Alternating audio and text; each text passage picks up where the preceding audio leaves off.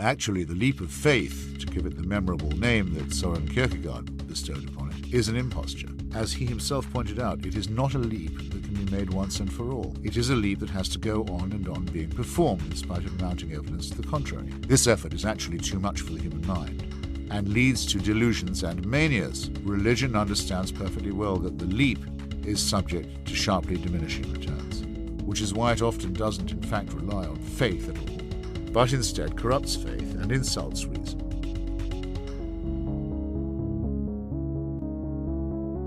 You are listening to A Leap of Doubt, the podcast that celebrates science, secular humanism, and the courage it takes to embrace an evidence-based life of doubt and questioning. You are listening to A Leap of Doubt, episode number 6. I'm your host, Nathan Dickey, and in this episode we are talking about the subtle and sometimes not so subtle fear-based marketing techniques used by the alt-med and organic lobby in various food and healthcare products, and what consumers can do to equip themselves to recognize pseudoscience in advertising. And once again, I have not one, but two guests to discuss these things with me, Natalie Newell and Chad Hayes. Natalie is the director and producer of the Science Moms documentary, holds a Master of Education degree, and for a decade worked in the field of Montessori education. She now spends her time raising 2 children, traveling around, screening her documentary, and pursuing interests in the areas of science communication and secular activism. Also, I heard from a few places on Twitter that you're like an evil corporate PR henchwoman who's just swimming in cash. That's absolutely accurate. I'm in my money vault right now recording this podcast. I like to just be around my Monsanto money just to inspire what I'm about to say, because, you know, I'm bought by them. It's all about the aura and the atmosphere that around you that kind of inspire. You need inspiration. Yeah. That's what I am, and I'm here with my partner in crime, Chad, who's just get a shill by association, probably. I'm a shill in my own right. Yeah. Oh, you definitely are. I mean, you work in the medical field, so real medicine. Yep. Chad has a Doctor of Medicine degree from the Medical University of South Carolina and currently practices as a general pediatrician in Charleston. And according to his website, he takes a science-based skeptical approach to medicine and is passionate about science communication and helping parents make well-informed decisions about their children's health. And he writes a blog called Demystifying Pediatrics. And together, Natalie and Chad have started a brand new podcast called Parenthetical Science, where, according to its website, parenting myths and mommy wars come to die. Now, first I have to ask, who should be getting first billing here now that you two are a podcasting team? Is it Chad and Natalie, or is it Natalie and Chad? I think it's Chad. I'm putting Rad Chad in front of me. I don't know. I made the website and I put Natalie first just because it seems, more appropriate than listing myself first. You know what? I'm fine either way. We're fine either way because we're equals. We're mutually humble. We are. We're mutually humble and self-deprecating. So, we're all on the same page here. Awesome. So, what are the mommy wars? It sounds not quite as exciting as the Clone Wars, but probably a bit more real and more serious, I'm guessing. You know, I liked so Chad, what was your inspiration to put mommy wars and parenting myths together on the website? I don't know. I feel like that's where a lot of the misinformation comes from. Moms out there, a lot of them, especially the ones that don't have to work when they have kids and kind of have that luxury to just kind of stay at home and take care of their baby, which is great. But they will get involved in mommy groups or at the least be in some Facebook groups about parenting. And it just seems like the smallest, most insignificant stuff gets blown up. My wife right now is a stay-at-home mom. She hasn't been in the past, but she would be in these mommy groups and they would talk about breastfeeding or, which solid food you should give your kids. And if you're not giving them avocados, then you're not a good enough parent. Or actually our first child, she made her own baby food because that's kind of, it was before I'd done medical school. I didn't really have a clue about natural, organic, GMO kind of stuff. And it seemed like a good idea.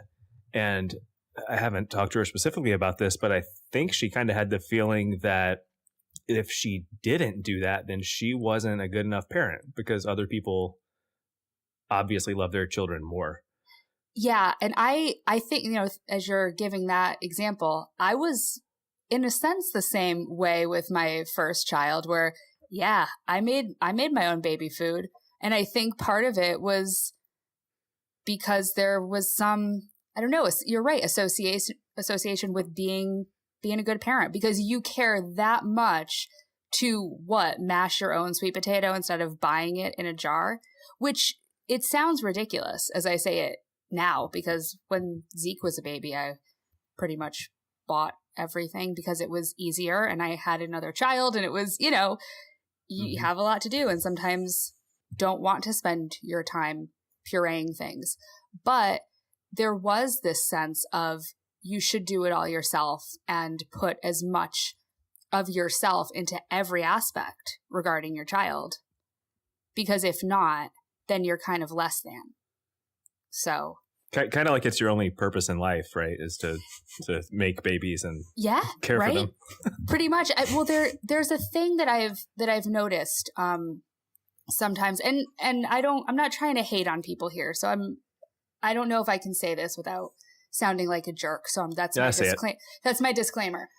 Sometimes I get a little bit irked when I see like people on social media or whatever.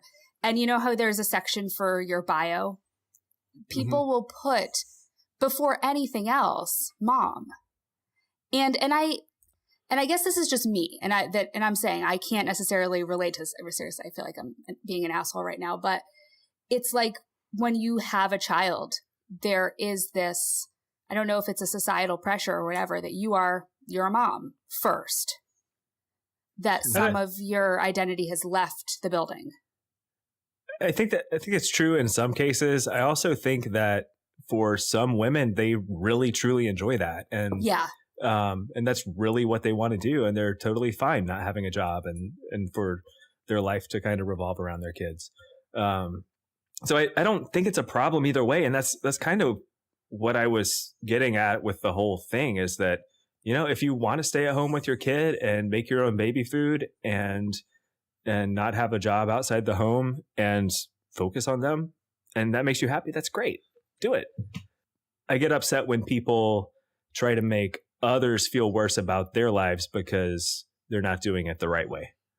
Well, yeah, I mean, it all comes down. Yeah, it all comes down to choice. If the choice is there, then it's legitimate and it shouldn't be judged. But if there's the societal pressure that makes people feel as if there's no choice, that's when it becomes a problem. Agree. I think that pretty much sums it up, is that you would hope that everyone who has a child has the best interest of the child in mind, and that, what works for one family or child or parent might not work for the person, sitting next to you at the mom group, but it shouldn't be a battle of ideas over every single decision that everybody makes for their kid. And the hope would be that there's more support and less mommy warring, because we're all just trying to do the best for our kids. And there's so much information out there, not all of it fantastic information. And so we need to, I guess, find people to help us wade through all of it together. And it's hard and it's scary and it's stressful anyway. And that's what makes me most upset about it, is that parents go through a lot just to keep your kids alive and try to keep them healthy and make sure they're getting educated and the things that are actually important. And then what people end up fighting over is usually not all that significant. Yeah, they're making it a lot more stressful and worrying than it already is without all that bullshit. So hopefully by doing this new podcast we're doing, people who have kids already or people who might be thinking about having kids one day can stumble upon it and hear us talking, from our life experiences, Chad's experience as a doctor, And then with the guests that we have on, trying to demystify some of the issues around having kids. So here's a question for both of you. Have you ever had one of those nights when you've just like had a bit too much to drink and you wake up the next morning with a hangover and think to yourself, fuck, somebody's got to do something about all those goddamn GMOs in my booze? All the time. And then I reach for some Kettle One and say, this doesn't have GMOs in it. Man, that's a really funny question. And but what's funnier, sad funny, is that there's an article on the internet that you're pretty much referring to right now. Yeah, it's from Grace Communications Foundation, and there's a blog on that website. I actually don't know what Grace Communications Foundation is. Doesn't matter. But there's a food blog on that website called Ecocentric, and there's an article by Don Brigid called How to Avoid Those GMO Booze Blues. So at least it's got, a nice alliteration going on there. So what is this? What does it mean? What are the GMO booze blues? The GMO booze blues happen when you're drinking your favorite cocktail at your local neighborhood bar and you suddenly start worrying about what ingredients are in your drink and whether or not you're imbibing any GMOs, because a lot of alcohol is made from corn, and when people think of corn, they think about GMOs, and then they get worried because 92% of the corn grown in the US is genetically modified. Then you start realizing that you don't know which specific kinds of alcohol are made with what kinds of corn, or whether or not there are other GM products like soybeans and sugar beets in your drink. And that's the worry that this author is addressing. So I have a question.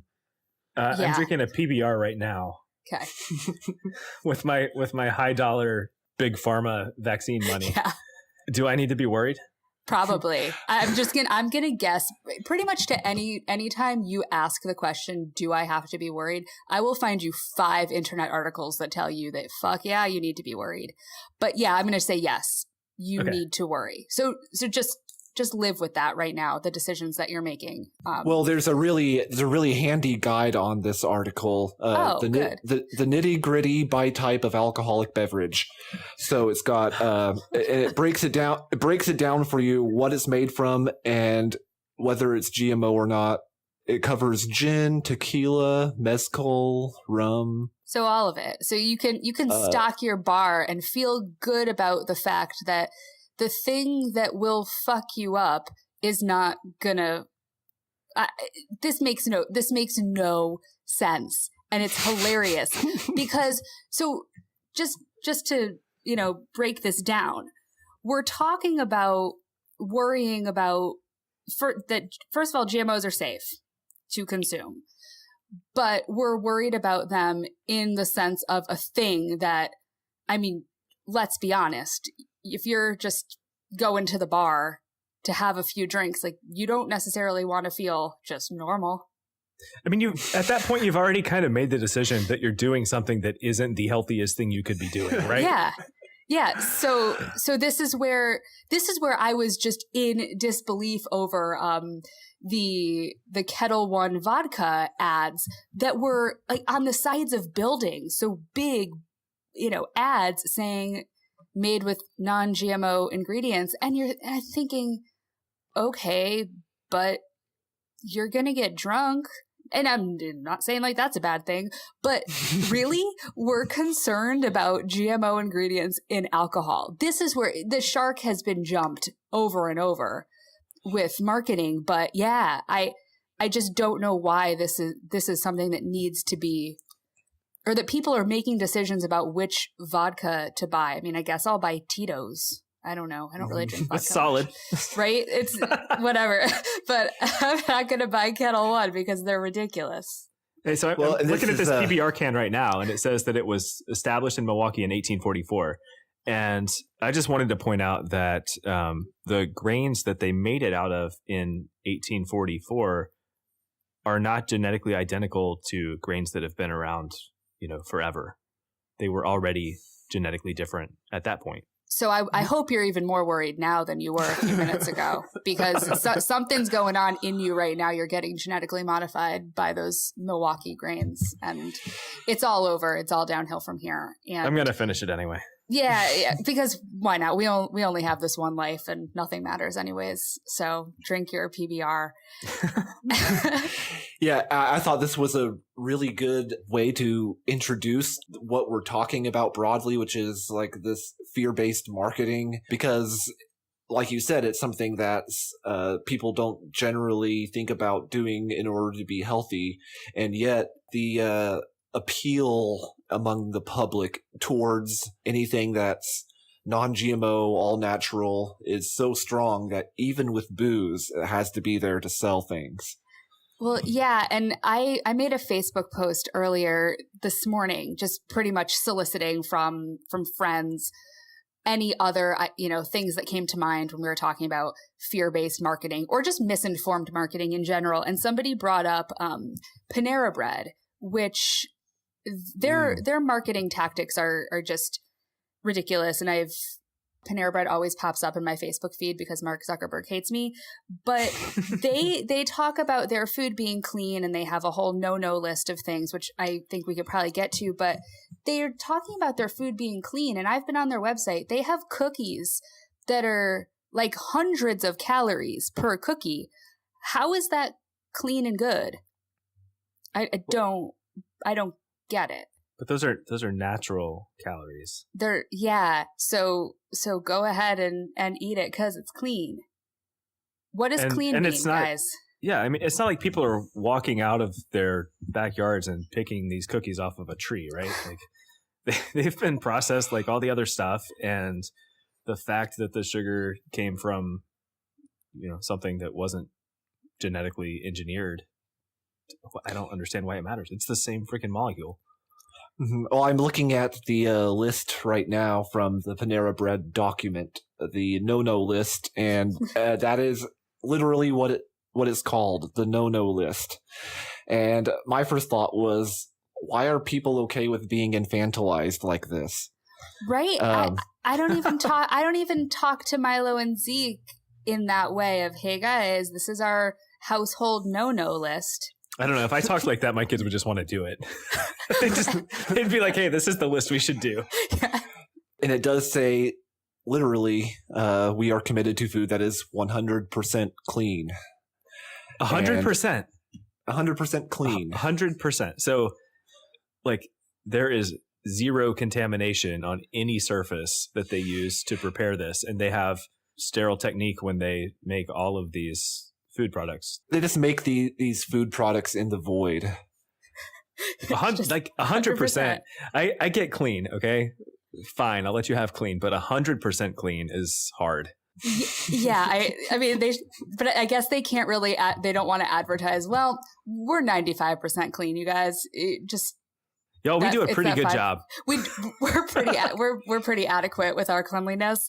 But see, to me, because I think when we sort of inhabit the world that we do in sort of the skeptic-y science communication sort of realm, we can think, oh, clean, that means they probably wash their hands, and haha, it's funny. But people really do buy into this idea of clean eating. I mean, there's a magazine called, I think, Clean Eating Magazine. The idea of clean food. I don't know, has this been around for a long time, or is this a new thing? But I feel like the word clean is assigned to food too much, and probably maybe shouldn't be at all. Does anybody define it? What does it mean? I don't know. Okay, I know the feeling, but what? Yeah.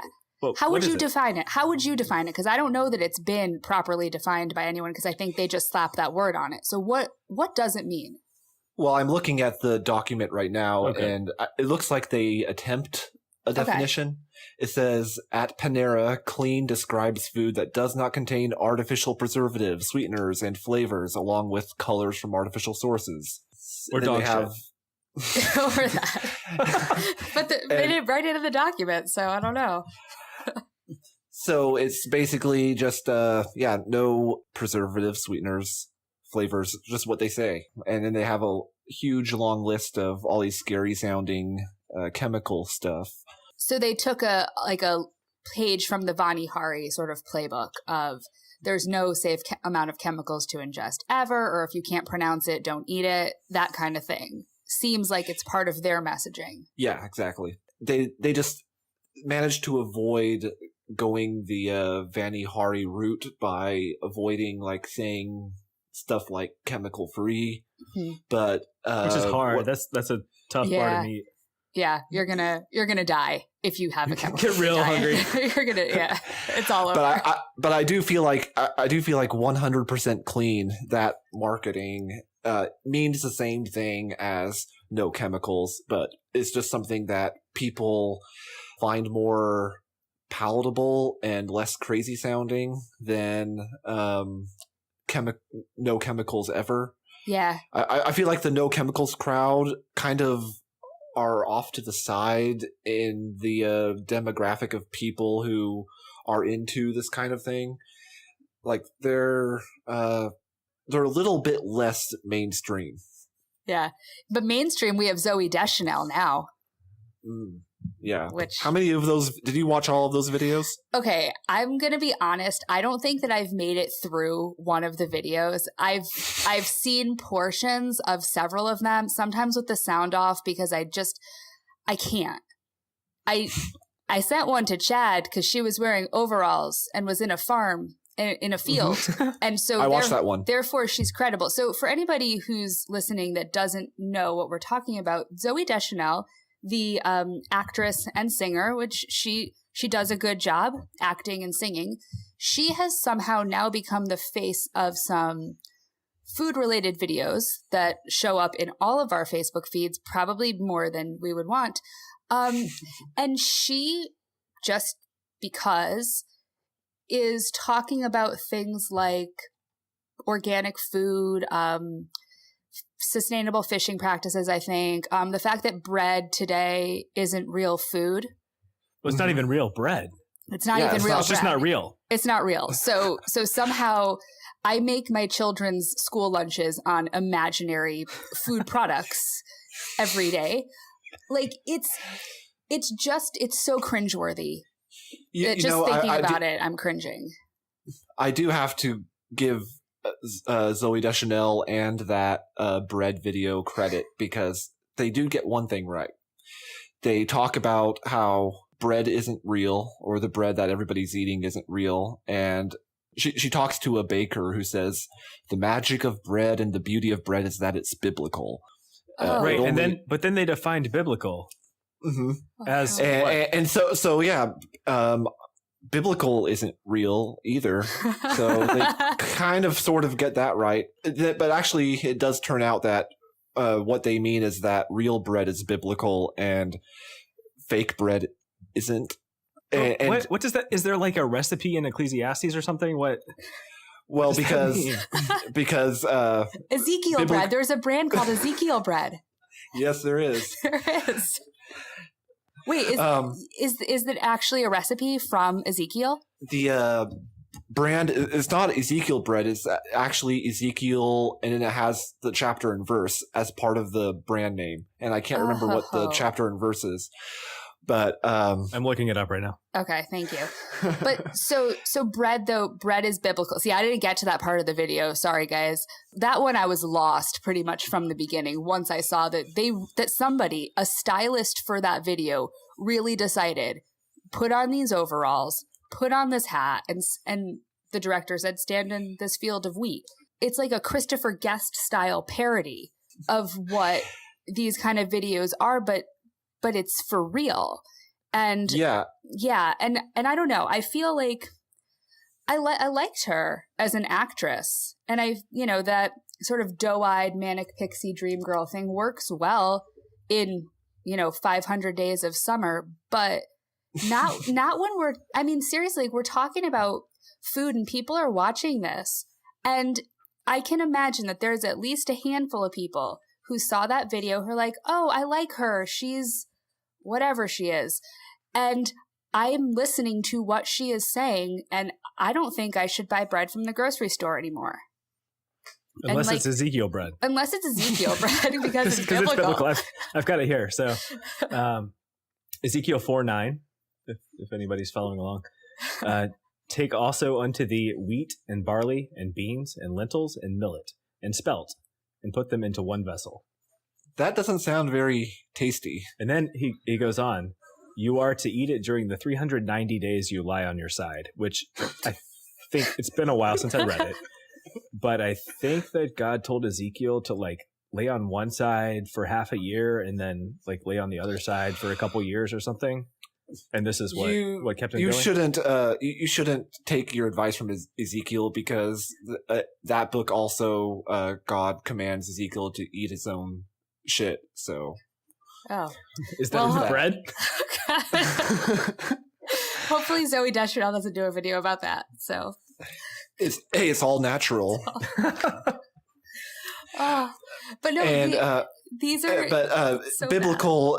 According to the video, the baker says that real bread is biblical because it only needs 3 ingredients. Yes, that's how they define biblical. Okay. Water has 3 ingredients: water, flour, and salt. And so she asks Zooey, "Hey, do you want to make bread with me?" And she's like, "Oh, sure." And so they're making bread together, and they're kneading the flour and the salt and the water together, and the baker tells Zooey, "This is a good way to get your anger and frustration out." And I don't know, watching that, it just seems like there's some kind of vitalism going on where some bread is not real bread, and there's some kind of essence of bread that's real. It's all really a lot to just think about when it's food, but right now we're having to redefine what is real food and what's not real food. And I guess here's a question.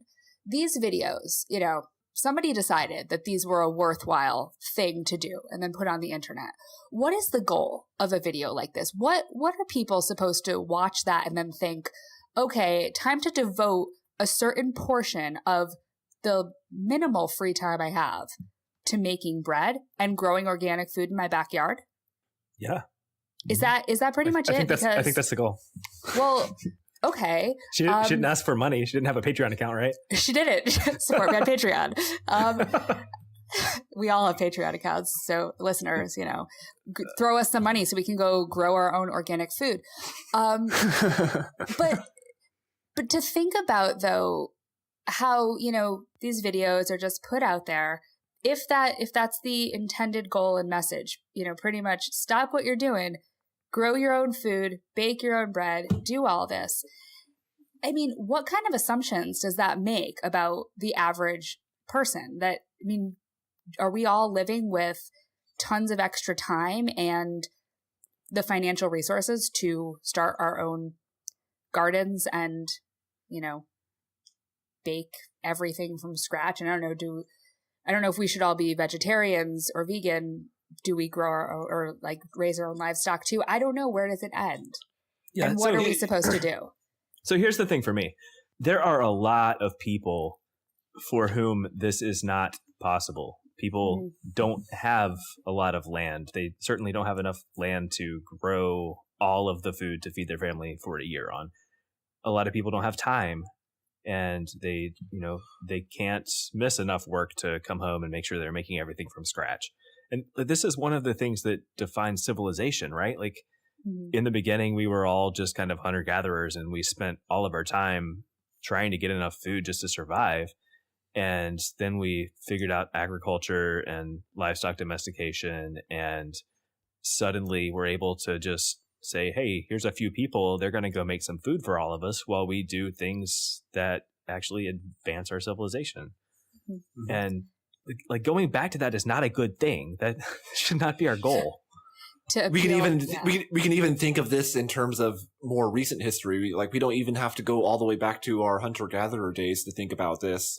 For example, in the year 1900, I think something like 45% of the U.S. population were farmers. And at the turn of the 21st century, so by the year 2000, that number had gone down to about 2% of the U.S. population working as farmers. And that's a good development, because all of this new technology that allowed for new farming practices that freed people up to do other things was good for people. They were able to get an education. They were able to do other things that they were interested in doing and not spending all of their time in the fields, when some people don't necessarily want to do that. Some people do want to do that. Some people love farming, which is why it's unfortunate that the anti-GMO, organic-only crowd portrays farmers as simpletons who don't know anything. You have to know a lot to be a farmer. You have to understand the economy a lot better than most people. You have to understand agriculture, and you have to be up on the latest science in order to stay solvent as a farmer. Yeah, so, I think a lot of people don't consider the financial risk that these people take. Yeah. I mean, farmers, a lot of them have millions of dollars in loans that they took out to buy equipment and get started with their farm, and they're looking at years or decades before they have it paid off, if everything goes well. And that's a big step for them to take. And then it's not easy. They work a lot harder than most people do to try to grow this food and repay those loans and hopefully eventually someday make a profit. Yeah, and because of them and the work that is done, we do have this plentiful, safe, affordable food supply. And then to see these kind of videos or marketing from certain companies that pretty much says, well, what you're eating isn't good enough, the way it's produced isn't good enough. It just, makes me pause and question what the intended goal is, but also how it can make certain people feel when they watch it.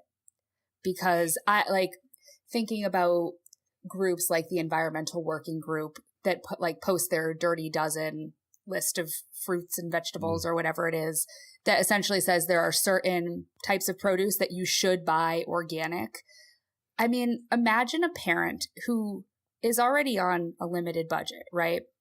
They've been told pesticide residue, these kind of fruits or vegetables are not super safe to consume unless you buy organic. People are having to make financial sacrifices just because they want to do what's best for especially their kids. And so there are organizations that are Anastasia says it in the Science Moms movie, trying to scare people from feeding their kids fresh fruits and vegetables. When I buy organic produce is when it's cheaper? When it's on sale and it's cheaper than the conventional stuff, or when they're out of what I was looking for in the other section. Yeah, same. And that's really it. And then I go home and I wash it and I cook it just the same as I would do with the organic stuff, because it's grown in poop. Yeah. Yeah. I mean, it's the organic apple is not healthier than the conventionally grown one. The organic potato chips are not healthier than the potato chips. It's this assignment of the idea of organic or the idea of non-GMO that make people feel better and also make them open their wallets even more. Well, the organic label is just as arbitrary as the label GMO, which scientists don't use, as I think Allison pointed out, or Coven pointed out in the Science Moms documentary. Organic doesn't actually say anything about what the nutritional content of the so-called organic food is. It says nothing about it. All it says is that it was grown via a process that the U.S. government or the government of whatever country certifies organic says this meets the standard for what we call organic. It uses pesticides, despite what Zooey says in that video. Yeah. And talking about real food also made me think of Triscuits, and you know all about this as well. Oh, Triscuits. Bomber Triscuits. Real food made by real people. Now, philosophy is a subject I sometimes cover on this podcast, but do we have to get all Plato's cave about crackers and wondering and worrying about what's a real cracker and what's not? And who are these cyborgs or robots who are making our food, or these alien beings who are like foisting these evil GMOs on us. I don't know, but they do a really good job, because the off-brand shredded wheat crackers look and taste a lot like Triscuits. They do. And they're made, they do a they're really made good job. by fake people that live on fake farms and grow fake food, apparently. But Triscuits, those are hand woven by artisans in just fields of wheat in the Midwest of America is what I imagine. But I By welcome the 7-year-olds robot in overlords. Cambodia. Yeah. Oh, Chad. Now we're going into child labor. But like, I mean, how artisanal can you get for like $2.50 a box? Seriously. I know. But that's the thing. They figure, let's slap a picture of some farmers standing in front of a field, and they're real. But what's even worse, I think, than the Triscuits box maybe is that commercial with Cecily Strong from Saturday Night Live, where she tries to, she's trying to pronounce words and can't, for some reason she lost her ability to read or speak. I don't really know. But she says, like, with a wink at the end, they're not genetically modified and neither am I. Like, wait, she's not? I guess not. The original human? She's the original. We have found patient zero of humanity, and so she's to blame for all of our atrocities. But that this is how they're marketing crackers. Are you saying the creationists have it all wrong, and that the Adam and Eve were created like a few decades ago? That's what I'm saying. We've been living in a simulation or something, and Cecily Strong is the beginning of it all as she eats Triscuits that aren't genetically modified.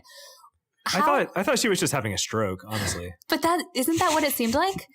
That she lost her ability to speak and read. And how is this supposed to make us want to buy this product? It's sort of offensive in how condescending all of it is to the consumer. Yeah. Are we really that dumb that we're scared of a breeding technique for crops that is said, according to the body of evidence, scientific consensus, to be safe? And companies still feel like they need to talk to us like this. And just the other thing that I always like to point out when talking about genetic engineering is that the difference between genetically engineered things and things that are not genetically engineered is that they have a gene or they don't have a gene in them. And that gene makes a protein that usually came from another thing that we can eat safely. And there's no reason to think that eating a certain fish protein in a cucumber would be any different from eating it in the fish. People aren't taking the genes that make highly allergenic proteins and putting them into other foods to trick you into, eating peanuts in your cabbage. That's surprise. No, that's not how it works. Are you telling me there's no such thing as a fish tomato? Because that would be really cool. Fish tomatoes aren't on the market. It's weird because sometimes I really want a fishy tomato. And that's, but see, I feel like the way that they even present that, it's a tomato with fish genes, as if that somehow impacts what the tomato is. I don't know, but Stonyfield has tell us about Stonyfield yogurt. Oh, well, so because it made you really angry. It almost made you ruin your phone. Yeah, I mean, so I was talking about before how Zooey is really cringeworthy, but the predecessor to the cringiness of Zooey on social media was Stonyfield yogurt. They make yogurt. I don't buy it because it's the organic yogurt is above my price point for when I go shopping for my kids. But so they make yogurt and they make kids yogurt. So they want to advertise, I guess, towards parents and whatever. So they decided to make a commercial that they put on, I guess, social media. And they asked the question, what is a GMO? Because of course they're going to define it properly. Stonyfield organic yogurt is going to define what is a GMO properly. They found some really smart scientists to ask. They did. They were like, we want to talk to the best. Let's get Kevin Folta here. Let's ask him to define GMO for our audience. And no, they didn't. They decided that the people to ask what is a GMO would be about 8 to 10-year-old girls. Yeah. So, yeah. So the video, which is like probably 30 seconds long, starts with one child saying, "That sounds monstrous." Another one says, "It's when they put a fish gene in a tomato." There's another one that says something about how we should know we should be informed about what's in our food before we buy it. And it's like, sure, that's a good thought, but it doesn't relate to any of the rest of your message. So, this is probably one of the most heartwarming stories of people on the internet, because people thought that this video commercial was bullshit. And oh yeah, it backfired badly on them. It was beautiful in how much of a dumpster fire that was for them. But so people decided they would comment and post links that were reputable and post just the fact that it's such a misinformed commercial. And Stonyfield, they thought, okay, we're going to take this criticism nicely and tell everybody that we were wrong and post. No, I'm just kidding. They banned everybody who commented on their Facebook page because that's what you do. Seriously, fire your social media team, Stonyfield, because you're listening to this. Of course you are. No, they just kept banning people on Facebook for commenting things that weren't even rude in a lot of cases. They were just saying, "You're wrong, here's evidence, here's science," and Stonyfield just couldn't take it. This is really interesting because Stonyfield, their whole approach to GMOs isn't much different than all these other organic, clean food type products, but they decided to go the crazy route. And they're paying for that. So it indicates to me that people, even people who may not be all that read up on food science because they just don't have the time or the interest, even they can see like the crazy coming out and are reacting to it. Because it's my understanding that it's not just like the science-minded, skeptical people who were reacting negatively to what Stonyfield was doing. It was a lot of people. Yeah, I mean, I think that even just the fact that they had kids in that ad, and I understand you use children in advertising or whatever, but I felt embarrassed that there are these kids essentially being told to say things that are completely wrong. And I felt the same way about the movie GMO OMG. And oh yeah, the way the father in that movie used his kids to stand outside like fast food restaurants with like GMO shaming signs. Yeah, there's some things that I think are just kind of beyond the pale, and I don't know, that ad, the Stonyfield ad, was just taking it to that level of, it would have been maybe one thing if you had Zooey Deschanel saying, "It sounds monstrous," and I could kind of picture her saying that. But to have kids saying it just was an added layer of bullshit. But at least people called them out on it. And at least when they wrote their response, it was really reasonable. And wait, no, it wasn't. Wait, no. Which they wrote the response calling everybody trolls. I mean, to be fair, they didn't say we were trolls. They said that it was really hard to tell if we were trolls or not. The army of trolls descends on Stonyfield, and we all, come with our Monsanto checks getting cashed by the minute. But the fact that they had to even throw out the troll thing, I mean, again, whoever was handling this from their company did a shitty job, because it didn't help. No. And the whole fish-mato myth, which has been around for a while, is kind of part of this whole this broader mythology of frankenfood. Whenever anything like that comes up, the first thing I think about is crocoduck. It's like the anti-GMO crowd doing the creationist thing of calling something a crocoduck because they don't understand how genetics or biology works. Yeah, what percentage of genes do fish and tomatoes share anyway? I mean, it's pretty impressive.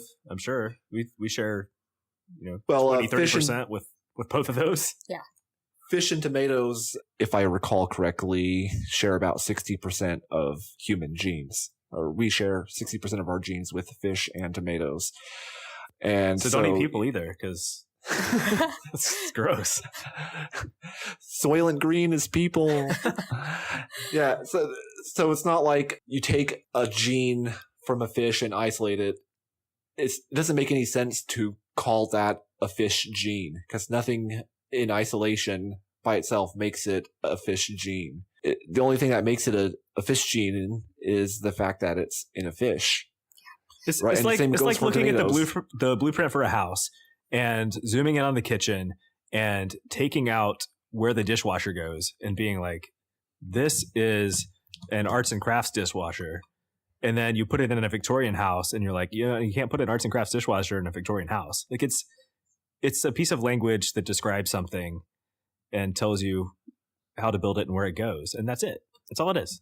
Mm-hmm. And wouldn't it be nice if in their response to their scientifically illiterate ad that Stonyfield had somebody explain things about genes and genetic modification and all of that?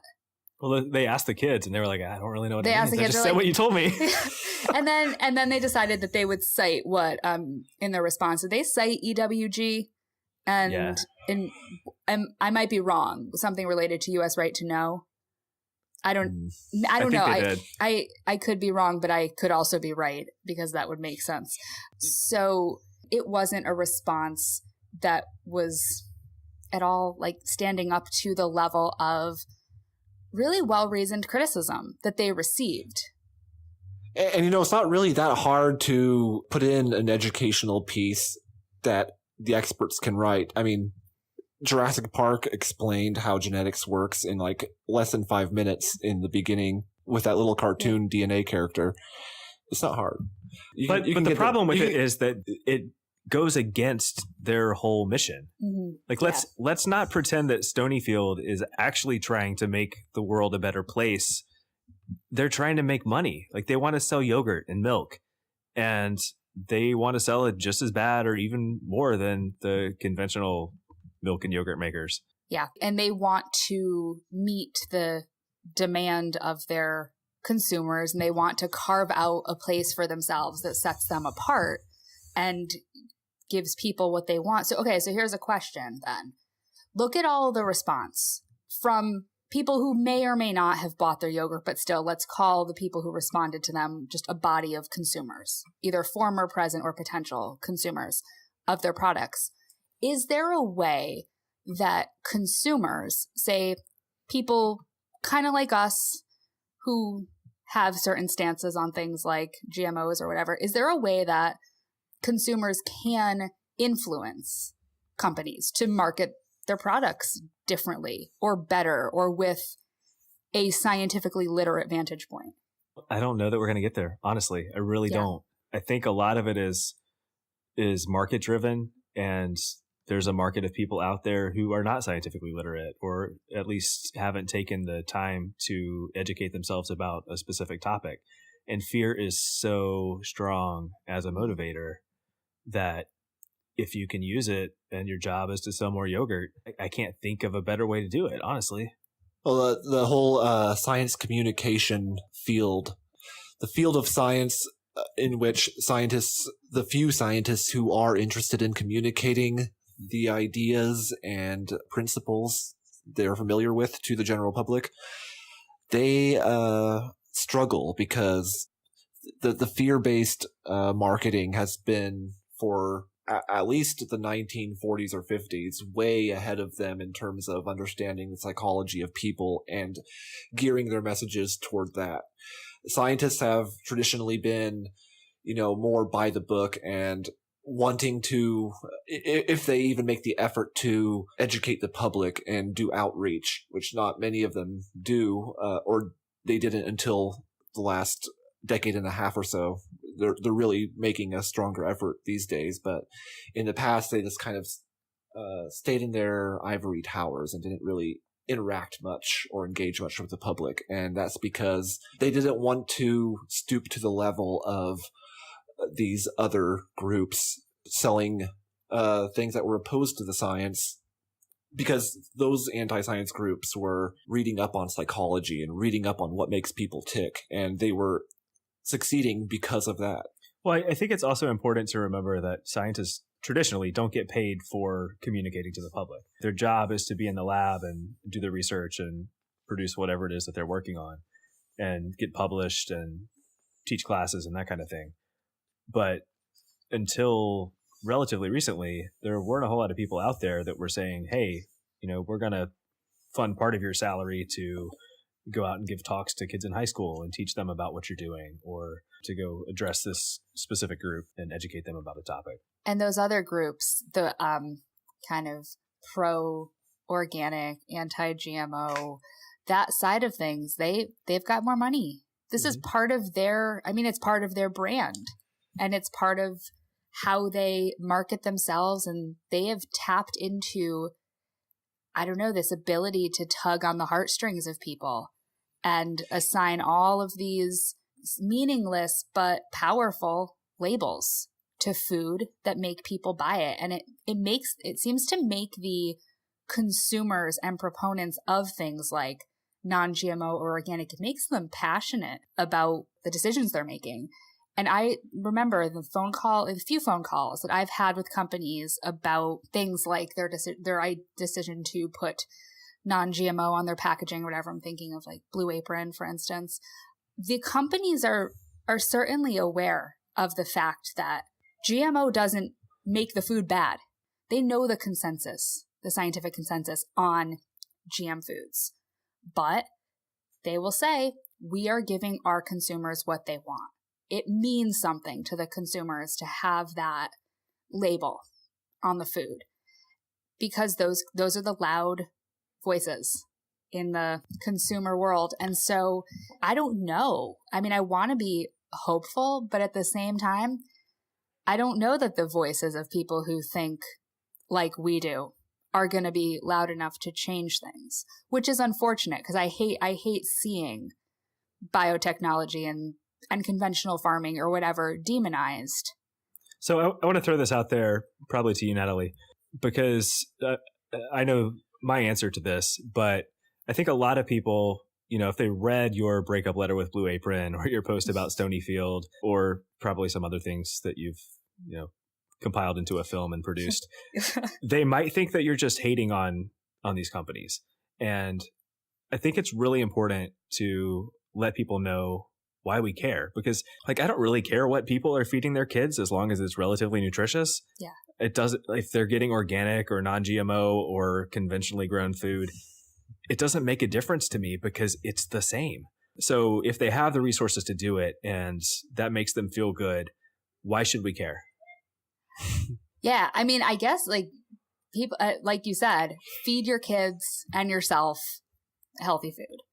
What matters to me a little bit more is just the information that's out there that allows people to make the best decisions possible. I just don't want people to feel like they have to stretch themselves beyond their means to do things like feed their kids an organic diet, because it doesn't make you a better parent or it doesn't make your child healthier. I guess I want the right information out there. Yeah. To people in general. But no, it's not necessarily about fighting with companies. It's fighting bad ideas. Yeah. And trying to put forth ideas that are based in science and evidence. Because being a parent, being a human is stressful enough. So if we can eliminate some of these fears from our lives, that's what matters to me. Because, yeah, if you go to the grocery store and you want to buy organic food, you can buy organic food, whatever, do your thing. But the person who maybe can't do it as easily and somehow thinks that doing so makes something better, that's where I want the information to be readily available to help them make a choice that, doesn't give them those anxious feelings of, am I doing it right? Yeah. And then I think, taking a bigger picture look at it, this anti-GMO movement makes it harder for companies who are actually trying to help all of us survive. I mean, we've got 7.5 billion people in the world, and we have to feed all of them, or at least we're supposed to. We should. I think we should do it. Let's try. Ethically, I feel like it's important. Yeah. Probably a good idea to. And our population is growing, and the sea levels are rising and the world's getting hotter and we're gonna run out. Like, this is a technology that can actually help people grow crops where they don't get as much rainfall as they would otherwise need, or where they can make foods more nutritious than they were before. Yeah, this is where I think the whole classism thing comes into the equation.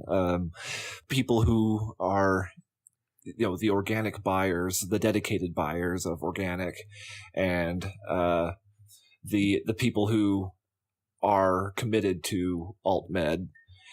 They are the people who can afford these things. They are privileged enough to be able to prioritize these more expensive products and services, and then to kind of project that onto everybody else and say your measure of how good of a person you are is determined by how much you invest in these things that I invest in as a privileged person who's middle to upper class.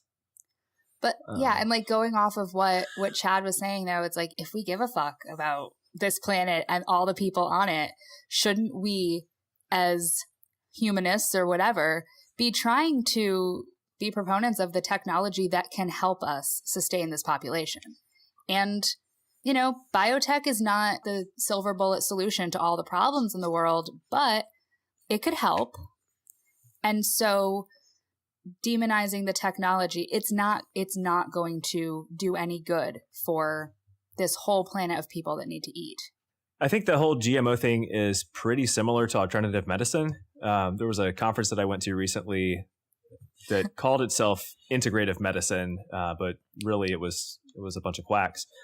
Yeah, I was going to ask, were you able to get your life back? I did. I felt like I went with my life and just kind of maintained it the whole time. No one ever asked me to surrender it. It was nice of them. That wasn't included in the ticket price. That's what they did at the gala dinner that you didn't go to. They took your life and gave it back. Yeah, probably. It's generous. But you're never getting that time back. I will never get the time back, but it was a good experience, sort of. But so many of these people would offer treatments for a disease that did not exist. So they basically created the market for the thing that they were trying to sell, and then they were the only ones that had the answer to the fake disease. There was I think she used to be a nurse, and now she makes a living writing books and doing videos and stuff about how to detect cancer earlier. And so she tells people they need to get like 40 different blood tests to find all these potential precancers, and that by following her program, you can eliminate them. Well, I mean, we all have precancerous things in us all the time. We get mutations from walking out in the sun, and then our immune system says, hey, that's bad. We should get rid of that. So if you look hard enough, you're going to find something. Mm-hmm. But basically what she does is to create a fake disease and then offer a solution for it. And I feel like that's what the GMO crowd has done, is to say, there's not really a problem here, but if we make people think there's a problem, then we can use it to sell Triscuits. Was that the same doctor who essentially said, just detox, I don't care what you have? No, she was different. Oh, okay. But similar. But that's actually a really good point, though, that they're creating their own market for their products. And with the non-GMO stuff, it's just, let's just put it out there that you might be better taking the precautions and just going with our food, because it doesn't have that thing that we're saying might be bad. And then these people are just selling things that, I don't know, help you somehow from the things that maybe don't exist, but they're concocting or fabricating the problem and then offering the solution for a price, which is a lot, to me, like organized religion almost. It's damn good business. Yeah, because people are going. People attended that conference, right? Hundreds of people. Yeah. And I'm sure that some of them bought products, or later were thinking about those products that they could buy. And even there were a lot of like religious overtones that went along with this. You know, the thought that the world had potential to be perfect and something had happened, and because of that, it's not perfect anymore. there was a lot of spirituality that was kind of mixed in with it. So we need to bring up homeopathic Jesus particles. That's what we're all made of. Yeah, because that's part of the title of this episode, because I don't know which one of you or both of you came up with that or how it came up in conversation, but somehow it did. And so Chad, you the website for the new podcast says you first developed an interest in like fighting pseudoscience when you learned how ridiculous homeopathy really is. So how ridiculous is homeopathy, and how do companies make the ridiculousness sound reasonable to so many consumers? I'm going to start with the second part of that question. The way that companies make it sound reasonable to consumers is that the consumers don't have a clue what it is. And so just like I did before I knew anything about it, you see homeopathic, and I think a lot of people just relate it to natural, which is assumed to be good. And just make a few illogical leaps there, and end up thinking that it's probably healthy. But it's one of the more ridiculous things in the world. So I'll give you the same quick talk that I give patients when they ask if I would advise them to use it. So in the 1800s, there was a guy who was a doctor when they didn't know anything about what made you sick or what made you better. And he felt bad about the treatments he was giving because they often did more harm than good. And he decided he wasn't going to do that anymore. So he came up with a new system of medicine because he chewed on something one day and it made him feel sick. And he thought that maybe when healthy people take something that causes symptoms, if they gave it to sick people with those symptoms, it would make them better, which I think is one of the places where he went wrong. But he didn't want people to go around feeling terrible like he did when they took the medicine. And so he decided that it would be more powerful if you dilute it, and then it wouldn't cause side effects. And so basically what homeopathy is herbs or some other duck liver, whatever people decide. The Berlin Wall, that came up recently. That was on Twitter. But pieces of the Berlin Wall, and then you dissolve it and dilute it to 120 million time less than it was originally concentrated until there's no actual molecule left in the bottle. And then you sell it to people and convince them that it's going to work. Yeah, I recall James Randi, one of my favorite skeptics, talking about or giving a lecture about homeopathy, and he actually ran a calculation where he came up with a figure of the amount that these substances are diluted being equivalent to like a drop from like a little water dropper thing in a sphere the size of the Milky Way galaxy. Something crazy like that. It seems legit. Seems legit. And like you said, Chad, when I first would see the word homeopathy or homeopathic medicines in CVS or whatever, I just thought, oh, it's just a natural thing. I didn't realize that we're talking about water and memory, water having memory. I didn't know that. And so I bet a lot of people just pick it up because they go with that, oh, it's natural, so it's good. Yeah, it's like, assume it's the same as herbal medicine or something like that, which can actually, plants make proteins and for a purpose. They make it to keep insects away or to fight fungus or whatever. But there's reason to think that those things might actually have an effect. But with until homeopathy, you dilute them out of existence. Yeah, and homeopathy, they just don't tell you what it is because who would buy that? Yeah, well, I know of one documentary at least that does make the bold move of explaining what homeopathy is while promoting it, but while also not calling it homeopathy. And that's What the Bleep Do We Know? Oh, really? In which they feature the movie is like part story, part documentary. They have that Japanese scientist or that Japanese quote unquote scientist. I don't know what, I think his credentials are probably phony. From what I've read about him, I can't remember his name, but he's the guy in Japan who did this experiment where he took 2 glasses of water and he wrote like peace and love on one of them, and on the other one he wrote like Satan, and apparently proved that water has memory because he diluted water from those cups and put them in a different cup, and the water that from the cup that said Satan on it like turned like dark and gross, and the other one like stayed pure or something. I'm surprised the ethics board let that study go. I mean, putting diluted Satan water in people. And what drugs was he taking prior to doing this experiment and during it? Because it's just that idea is so baffling that somebody would do that and think that it really worked. But it did, because there's a study, right? That'll go in the same textbook as Sarah Leaney and Andrew Wakefield, and they can all be in great company of stuff that's real.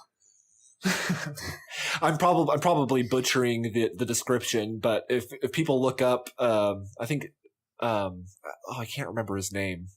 It's somewhere in the back of my mind, but the Japanese scientist doctor guy. I think just Google homeopathic Satan water, and and that's our new punk band is homeopathic Satan water.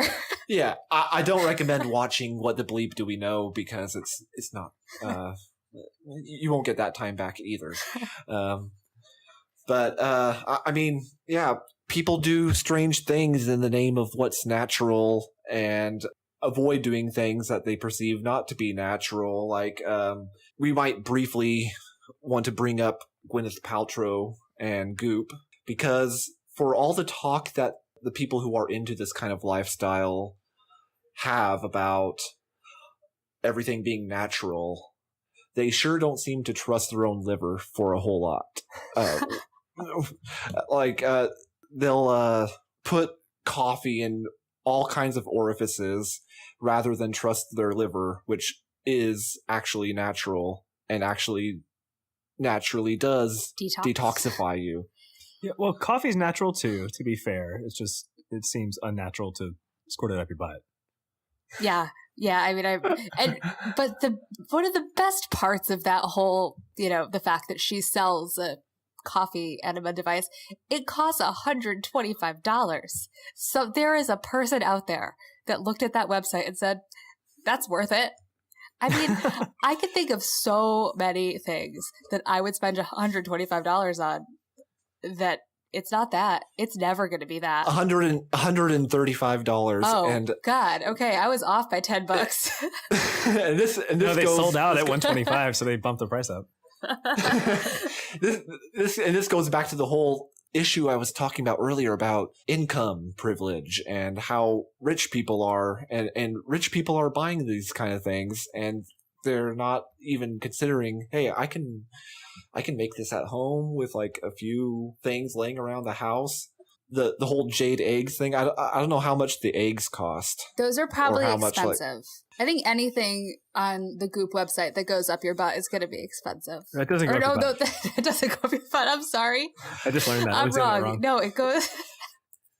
She is all about like all kinds of orifices. That's in your vagina. I'm sorry. It's still bad. I'm still not going to spend the money on that. It's ridiculous. People will buy anything. And I guess I just wish people would be informed in their decisions and not spend money on bullshit and not feed this whole pseudoscience bullshit machine that exists, Wouldn't it be cool if we didn't have stuff to talk about on podcasts like we make? That would be great. No, because for real, like I've said it about the Science Moms movie. I made that movie because I felt like it needed to exist as an answer to some of the fear-based parenting narratives that are out there. I wish that movie didn't have to exist. It was a fantastic thing that I did, and I'm glad I did it, but I wish that there wasn't kind of a hole in the market for that kind of thing. $66. $66? Is that how much the egg costs? Yeah. So, wow, I'm actually surprised because I thought that the solid piece of rock would be more than a squirty bottle. But people will buy anything. I've said this before on Facebook that I think Gwyneth Paltrow is just into some kinky stuff, and that whole lifestyle is stigmatized, unfortunately. But there's a community out there for her, and she doesn't have to like sell bullshit to like legitimize what she's into. It's like Chad says, if you want to put stuff up your butt, whatever. That's his quote. That's gonna be everywhere. I'm just gonna. I think I did say that once, but I wouldn't say it's something that I say. It's his catchphrase. Oh, yeah. But, so putting things up your butt, just to throw this out there, I'm not advising you to do that as a professional. I read an article recently about a couple colonic therapy places in Canada that got shut down because apparently they weren't cleaning their equipment between clients. God, we live in a disgusting place. Just the world is gross. People are eating Tide Pods where people are sticking things up their butts that shouldn't go there. Humanity is maybe doomed, but we're trying to do our little part to make it better. I think about Tide Pods, and I also think about how every single year, right after Christmas, there's a website. I enjoy reading the articles every single year. Right now, I can't remember the name of the website that does it, but they collect reports from all over the country of emergency room visits and what people have gotten stuck in their ears, nose, everywhere, butt. The stuff and that's like the main thing that people look at those articles for is, and that's what they title their article. What did people get stuck in their butt this year? And every year at Christmas time, they put out this article, and every year it just gets crazier. So we have that. We have people eating Tide Pods. I don't know. I think people should just eat, healthy diets. How did people survive the last? Are Tide Pods GMO free? Probably. That's why people are eating them. They're safe, right? They're safe. That's why they're GMO and gluten-free. So go for it, people. They're safe. How did humanity survive the last 200,000 years of our species' existence? No, a lot of them we are a didn't. triumph. We went through a bottleneck, and then we got too comfortable, and now we're just really stupid. But seriously, a lot of people died to get us to this point where we are today. A lot of people died from stuff that they ate that was natural. Yeah, and we shouldn't be wishing for the past because, do we really want to go back a couple hundred years? I have 2 kids. Hundreds of years ago, I might have died in childbirth. That's reality. I'm not trying to revisit the past. Maybe 3 years ago. Go back 3 years? Yeah. Do over? Yep. So look to the future, and we'll probably wrap up there. All right. I think we covered some good stuff. Are you here? It's just us. Oh, he left. He's like, I've had enough of you two. And that is the end of the recording Chad, Natalie, and I made because my internet connection had a brief hiccup that lasted just long enough to kick me off the internet. Fortunately, we were right near the end and getting ready to wrap up, and Chad recorded his own outro with information on where to find him and his work online. As for Natalie, you can find her work on the Science Moms website, www.sciencemomsdoc.com. and follow her on Twitter at @NCNewell. Also follow the Parenthetical Science Podcast page on Facebook where she and Chad post stuff related to their new show. I'll have links in the show notes, of course. Also beware that I am now on Patreon. If you have any hope for me whatsoever and believe in what I'm doing and enjoy the show, please consider giving me money. I would be extremely grateful, not to mention very humbled by any amount you can pledge to the show per month, even if it's only $1. But if you can't, that's completely okay too, of course. This show will always be free, and I'll keep on doing what I'm doing. For the foreseeable future, at least. Many, many deep thanks to my 2 patrons, Jeff Prebig and Jeannie Eichard. You 2 rock, and I love you both. And here's Chad Hayes to close us out. So check out our podcast, Parenthetical Science. The website is parentheticalscience.com, or you can email us at parentheticalscience@gmail.com. And we're on Facebook and Twitter, both at ParasciPod, PARSCIPOD. As for my blog, you can find that at chadhayesmd.com, where my most recent article was What This Pediatrician Thinks About 13 Celebrities' Opinions on Vaccines. And spoiler, they kind of sucked. And if you want to find me on Facebook or Twitter, you can find me at chadhayesmd. Thank you for listening to A Leap of Doubt. If you liked what you heard, please consider leaving a review on iTunes. If you want to get involved in the kinds of discussions this show is meant to encourage, you can find a discussion group on Facebook at facebook.com/groups/ALOP discussion. You can follow me and get in touch with me on Twitter, where my username is @thenatheist. Feedback and criticisms are always welcome. The opening clip is an excerpt from the audiobook God Is Not Great by Christopher Hitchens, courtesy of Hachette Audio. Text copyright 2007 by Christopher Hitchens. Audio production copyright 2007 Hachette Audio. Used with permission. The music is Jade by Esther Nicholson and is used under license. Audio edited by Callie Wright of the Gaytheist Manifesto Podcast and Answer Media LLC.